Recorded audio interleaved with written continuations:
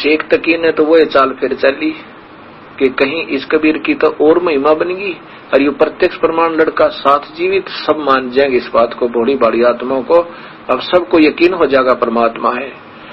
उसने सोचा इससे पहले और स्कीम मिला दूं, जाके कह दिया कि राजा तो एक जादूगर को साथ लाए हुए है, कहते हैं एक लड़का मुर्दा जीवित कर दिया, वो सदमे में था, और सदमे में ऐसे हो जाता है, वो तो ऐसे हो जाता है, ये तो बहकाता है, ये जादूगर है, राजा को बहका लिया है, तो भाई राजा तो गया काम से, ये तो हिंदू होने वाला है, काफिर को साथ लिए फिरता है। तो भोली आत्मा मुसलमानों को फिर बहका दिया। तो सभी मुसलमान कहने लगे पीर जी क्या करें, आप हमें बताओ, जैसे कहोगे हम तैयार हैं आपके साथ। शेख तकीन कहा भी बात संभाल लो, ना तो बात बिगड़ जाएगी, राजा हिंदू हो गया तो सबको हमने हिंदू बना देगा, ये जबरदस्ती बना देगा, इसका भी इलाज करो।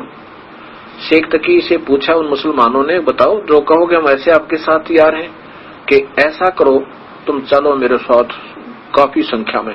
राजा से कहेंगे अगर ये सिद्ध परमात्मा तुल्य है और परमात्मा है, अल्लाह है जैसा तू मानता है, तो इससे हमारे सामने कोई मुर्दा जीवित करवा दो। और उस समय कहेंगे, शेख तकी कहता है कि मेरी लड़की जो मृत्यु को प्राप्त हो चुकी है 10, 15, 20 महीने से, कई महीनों से, और कब्र में है, उसको अगर जीवित कर देगा तो कहेंगे हम मान लेंगे। शेख तकी ने सोचा एक तीर में दो शिकार, लड़की जीवित होगी तो मेरी, हारेगा तो कबीर हारेगा, है ऐसे सोचकर। तो बड़ी आत्मा मुसलमान कहने लगे ठीक है चलो ऐसे ही कहेंगे।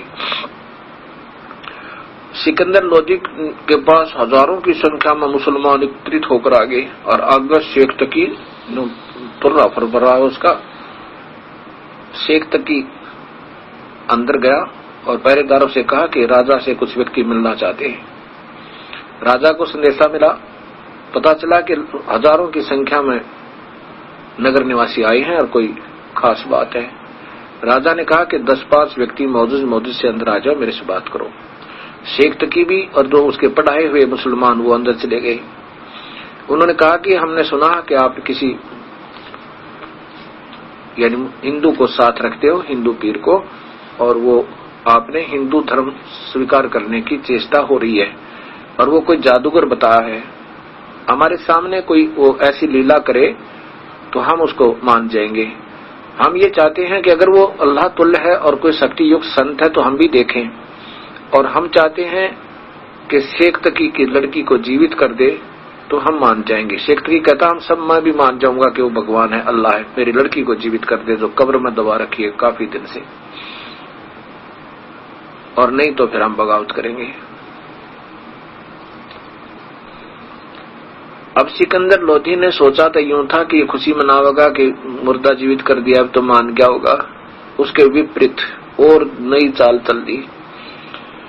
सिकंदर लोधी मायूस होकर कबीर साहब के उस कमरे में पहुंचे जहां पर कबीर साहब को आदर से राजा ने विश्राम के लिए रोका हुआ बैठा रखा था, यानी आसन दिया हुआ था। मायूस होकर बैठ के उनके चरणों में जाकर जानी जान कबीर साहब ने कहा कि क्या बात राजन, कोई राजकाज में दिक्कत आ गई क्या, बहुत मायूस नजर आ रहे हो। सिकंदर लोधी ने कहा नहीं परवरदिगार, आप बैठे सिर पे, ऐसी कोई बात नहीं है, लेकिन ये जो शेख तकी है ना मेरा गुरु, ये मुझे जीवन जीने नहीं दे रहा। जब से मैं स्वस्थ हुआ हूं इसका आग लगी हुई है। ये तो मुझे दुखी देखकर प्रसन्न रहता था, मैं रोता रहता था, इसके गिड़गिड़ाता था, इसको 100 रुपये 50 रुपये रोज देता था, ये कहता मैं जंतर करूंगा, आज रात को मंत्र करूंगा, तब तो ये प्रसन्न था। और अब मैं स्वस्थ हो गया और मुझे भगवान मिल गया, इसका आग लगी दाता। अब हजारों की संख्या में बड़ी आत्माओं को बहका कर ले आया और कहता है ये राजा काफिर हो गया, ये मैं जब जानू मेरे सामने, और मेरी लड़की को अब मुर्दा करके दिखाओ जो कब्र में दबा रखी है। वो लड़का तो सदमा में आया हुआ था, ऐसे हो ही जाता है। कबीर साहब कहने लगे चिंता ना करो, इसने मुझे तो जीने नहीं देना है, दुखी करना ही करना राजन, पर ऐसे कह दो इस शेख तकी को कि आप मुनादी करवा दे सारे आसपास के क्षेत्र में कि आज से तीसरे दिन वो लड़की कब्र से निकालकर जीवित की जाएगी। राजा खुश हो गया कि जो कह दिया मालिक ने सत्य है। उसने कहा भी ठीक है, परवरदिगार ने कहा है राजा और मेरे मालिक ने अर्थात कबीर साहब ने कि तीसरे दिन वो लड़की जीवित की जाएगी और सब जगह मुनादी करा दो, किसी का और शक ना रह जा। उस निश्चित दिन को लाखों और हजारों की संख्या में दर्शक एकत्रित हो गए। कब्र फड़वा दी। कबीर साहब ने कहा, शेख तकी तू कोशिश कर ले पहले, कहीं फिर बाद में नंबर बनाए।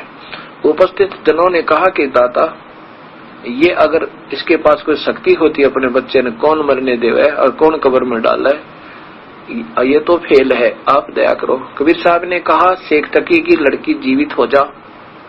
नहीं जीवित हुई। फिर कहा, शेख तकी की लड़की जीवित हो जा। नहीं हुई।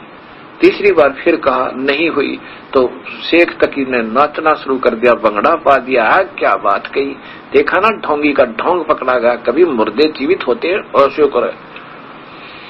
कबीर साहब उस बेवकूफ ने नचाना चाहते थे, वो खूब नाच लिया ना, भंगड़ा पा लिया। अपनी पुत्री के जीवित होने न जीवित होने की का गम नहीं, कबीर साहब के हार जाने की खुशी मनावे।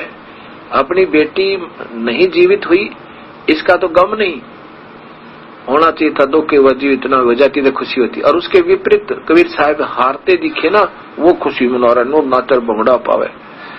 कबीर साहब ने जब वो नाच लिया ना, खूब भंगड़ा पा लिया, जब कबीर साहब ने कहा कि शेख तकी शांत हो जाओ, खड़े हो जाओ, और नौकर का खड़ा, बोल क्या बात है।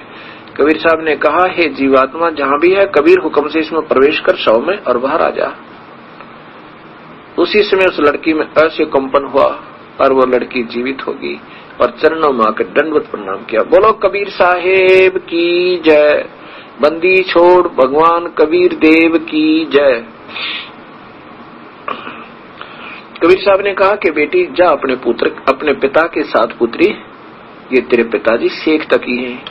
तब उस लड़की ने कहा कि ये मेरा पिता नहीं है, ये तो दुश्मन है समाज का, ये सबको गुमराह करा, भगवान के साथ टक्कर दे रखी तूने नादान।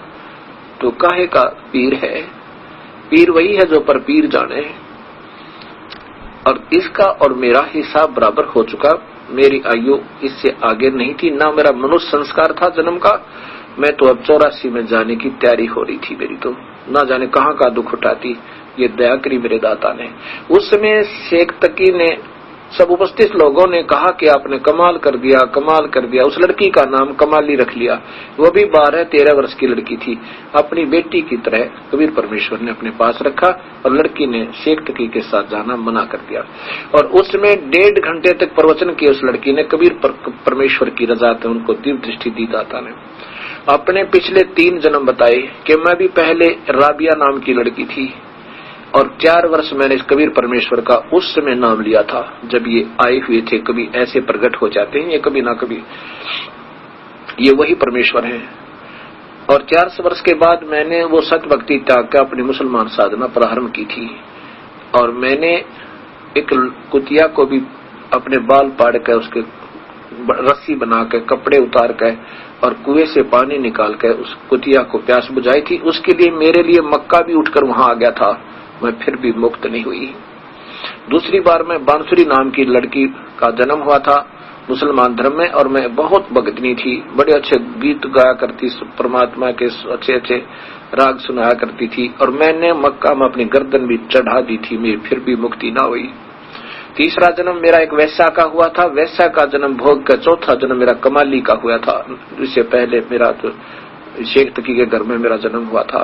12 वर्ष की आयु मेरी बकाया थी मनुष्य शरीर की, जो पहले मेरे 4 साल की सत भक्ति के कारण मुझे 3.5 मनुष्य जन्म भी मिल गए थे। लेकिन इस सत भक्ति के बिना जीव का गुजारा नहीं हो सकता। कबीर परमेश्वर हैं, ये पूर्ण ब्रह्म है, सारी सृष्टि के रचनहार हैं, ये अनंत कोटि ब्रह्मांड के मालिक है। बोलो कबीर साहेब की जय।